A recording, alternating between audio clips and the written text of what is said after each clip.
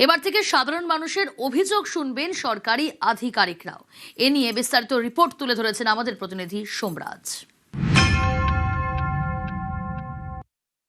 প্রশাসনিক সংস্কারের পথে এবার মুখ্যমন্ত্রী শুভেন্দু অধিকারী রাজ্যের প্রশাসনিক আধিকারিকদের স্পষ্ট নির্দেশ দিলেন, এবার সপ্তাহে একদিন করে সাধারণ মানুষের সঙ্গে কথা বলতে হবে, শুনতে হবে অভাব অভিযোগ। শুধু তাই নয়, কোন দপ্তরে কোন আধিকারিক রয়েছেন তার ফোন নাম্বার, তার ইমেল আইডি ওয়েবসাইটে রাখতে হবে, যাতে সাধারণ মানুষ তাদের অভাব অভিযোগ জানাতে পারে বিভিন্ন পরিষেবাকে কেন্দ্র করে।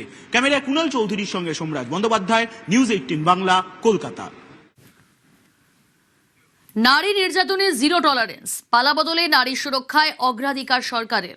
রাজ্যের প্রতিটি থানায় চালু মহিলা হেল্প ডেস্ক, অভিযোগ পেলেই দ্রুত ব্যবস্থা। চালু হচ্ছে দুর্গা সুরক্ষা স্কোয়াড। স্কোয়াডে থাকছেন বিশেষভাবে প্রশিক্ষিত মহিলা পুলিশ কর্মী। পরিষেবা নিয়ে কোনো রকম অভিযোগ শুনতে চান না। পুলিশের সঙ্গে বৈঠকে স্পষ্ট জানালেন মুখ্যমন্ত্রী। মহিলা হেল্প ডেস্ক এত দ্রুততার সঙ্গে রাজ্য পুলিশের ডিজিপি এবং হোম সেক্রেটারির তত্ত্বাবধানে আমরা আজকে শুরু করতে পারবো, এটা আমার আইডিয়াই ছিল না।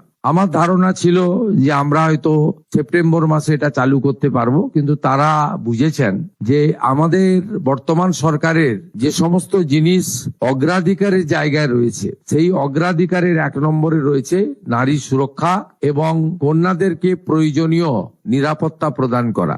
নির্ভয়ার ঘটনার পর থেকে আমাদের এই রাজ্যের অভয়ার ঘটনা পর্যন্ত এখান থেকে আমরা যে তিক্ত অভিজ্ঞতা সঞ্চয় করেছি, সেই তিক্ত অভিজ্ঞতা সঞ্চয় করে আমাদের এই নারীদেরকে এবং কন্যাদেরকে আমরা সুরক্ষা প্রদান করব, জাস্টিস দেব, এবং তার জন্য এই সরকার জিরো টলারেন্স নীতিতে চলবে।